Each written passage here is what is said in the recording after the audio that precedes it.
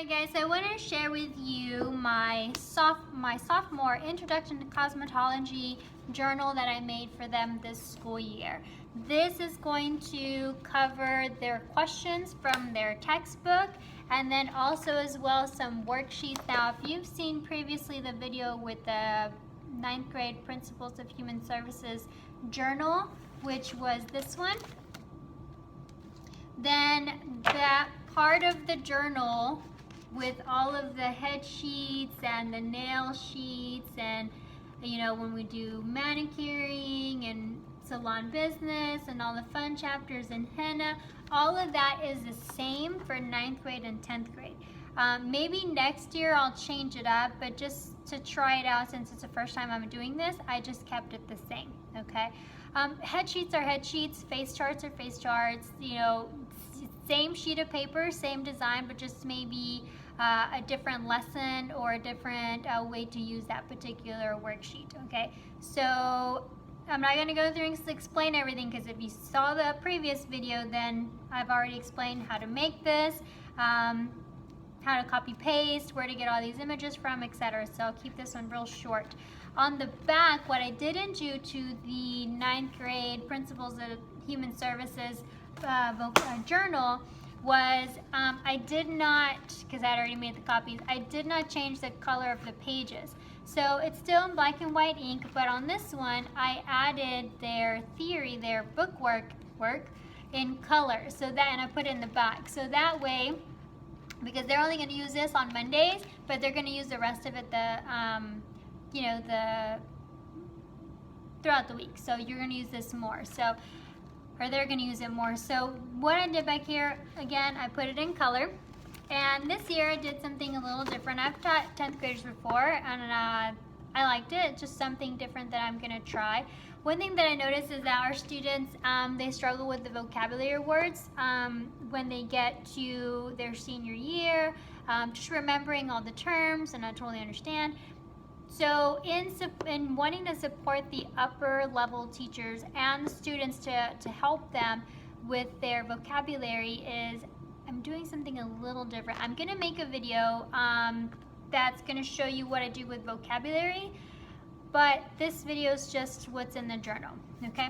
So they do vocabulary on Mondays from their textbook. They're going to write them out on index cards, and I'll share that with you on another video. But on this one, what I did is I typed up all I believe it's 32 chapters that are in this book, and a chapter name on the top, and then the questions that are in the book, and then the glossary. So in the first chapter, it doesn't have many questions at all, many vocabulary words, but let's do properties of hair and scalp, chapter 11. So these are the questions that are in. They're numbered. Okay, here we go. And then if we turn the page, this is the last question, 14, and then this is these are the vocabulary terms that are on from that chapter. So what they're going to do on Monday when they come in, they read the board, they see vocabulary day, they're going to get their journal, their book, something to write with, and have a seat. They're going to go through the book, so it's a self-taught type of deal. They're going to go through the book. They're going to find these questions that's already written for them, and all 14 or all whatever amount is here. They're going to go through the book and answer those questions, find the answers, and write the answers down. We used to have them write out the question, and then we used to have them write the answers out. They would highlight the question and then write the answer. That was great, except for sometimes I couldn't read the student's handwriting. They would skip questions, they wouldn't highlight the questions, so it was hard to tell. Well, sometimes they wouldn't write the question, just the answer, and it was just a lot of me telling the student, number your paper, put your name on your paper, number your paper, write the whole question down, write the whole answer down, highlight the answer, just so that it would make it easier for me to grade it, and of course so that they would write, the question. That was a lot of hassle. It was a lot, just so much else to do. It's the little things in life you don't have to worry about. So what I did, I'm going to try it this year, it's the first year I'm doing it, is that I created, because the vocabulary journal worked out so well, where I already have, sorry for the lighting, where I already have the vocabulary words written down, the chapter write down the definition. I loved it so much that I was like, okay, well, let me try that with the chapter questions. So I already have it typed up. All they have to do is fill out the answer. So this allows the student, it's less time that it takes on their part, because they don't have to write the question and write the answer and do vocabulary. They just have to find their answers and then do vocabulary. Another thing is, what I can do is, whenever, sometimes some of these chapters, you know, like electricity, or, you know, not that although like they're important chapters, they're not like sanitation per se. Some of these chapters, what I can do if like we have a really busy week, or we have testing that week, or we're behind, or, you know, we have a rain out day or whatever, I need to like get through I need an extra day, so then Monday works perfect for this. So what I can do is put them in groups of 2 or 4 or whatever, and say, okay, you do the odd numbers, you do the even numbers, and then exchange. So it's a group work that I can have them collaborate within their regular theory. So sometimes they come in and, you know, towards the end of the year, they're like, oh, it's Monday vocabulary, oh, it's Monday bookwork. So change it up. You know, don't let it get boring, even that get boring to them. Even though it's a chill day where they have their earbuds in and they're just working on their own and we're good to go, but just give them a little bit, switch it up, give them a little bit of excitement. Let them work together. Let them learn to collaborate, and, you know, always tell them, okay, well, if you do half and you do the other half, you get done faster, and if you get done faster, then we can finish up the braids or the nail art or the haircut or the whatever that we didn't finish yesterday or from Friday or whatever the case may be. So that, I hope, again, first time I'm going to try it, but I really hope that it's going to work. The front of the journal has a cardstock. The back of the journal has cardstock. I left it blank so that they can decorate it. The back, again, is the vocabulary. In the previous video with the that shows how I typed up all of this information. Sorry, the lighting is really bad. I'm like right underneath the light. I'm sorry. And I'm in the corner because my classroom is still a mess. Let me show you my classroom. See all that mess over there? It's really bad. They're cleaning it, and so I don't even know that we're really supposed to be here yet, but can't help it. All right, so in that video where I go through and tell you how I made this, I did the same thing. I went through my book, okay, and in my book I went into each chapter, and there's 32 chapters in this book, and let's say chapter 5, infection control. At the end of each chapter, you're going to have your glossary and you're going to have your review questions. So I went and I grabbed my phone, and again, now you probably can do it on your computer, but I just don't know how. I just did my phone. I grabbed my phone, my cell phone. I open up an email, like I'm going to email myself. I click on the little microphone, and it records. Instead of typing, if you're a typer, that's great, but to me it just takes longer. If you have your cell phone, open up an email as if you're going to email yourself, okay? Once you have it open, click on the little microphone on your cell phone and it starts recording.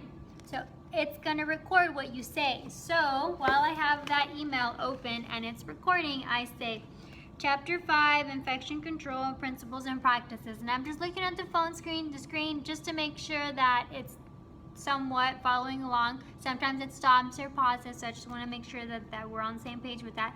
And what I do is I say, okay, review questions. 1.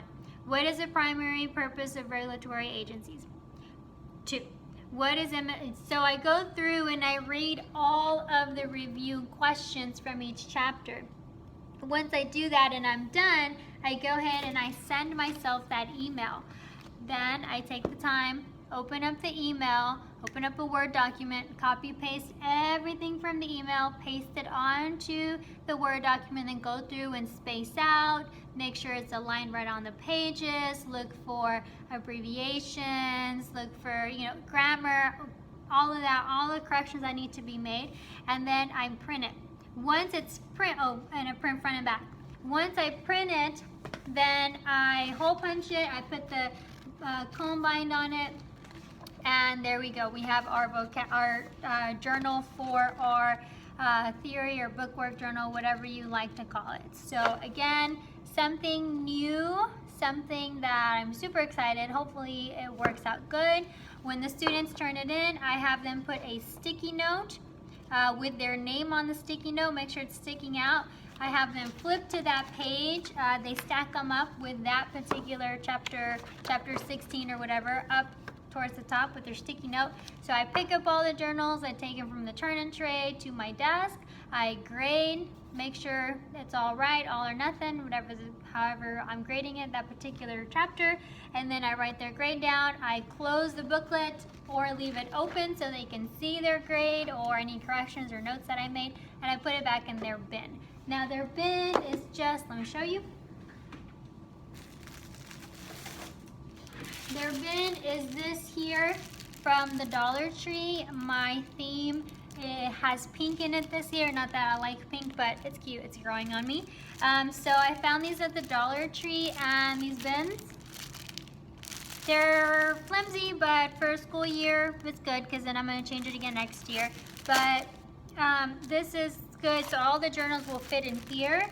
It worked really good last school year, and I really liked it. And if I needed to, for whatever reason, take it to the office or something, it wasn't too heavy, and it's something that I can move around. So anyway, I'm super excited to use this. When they're done, I put it back in their bin. The students pull it out, see the notes, or remove their sticky note, or keep it for next school, you know, next week, next chapter, or whatnot. But super excited to use it. Hopefully it works if it's something that you think maybe might work for you. Again, if you're a new teacher, don't feel like, oh my gosh, I have so much to do, so overwhelming. 7 years in the making, so take your time, be patient. If it works, maybe try with a section, the first 6 weeks, make it 6 weeks at a time.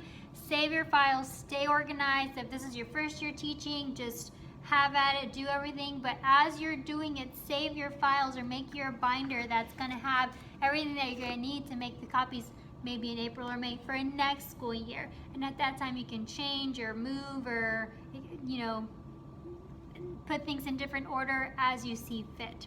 Okay, so if you have any questions, let me know. Find me on Facebook. Be more than happy to answer or to help you out.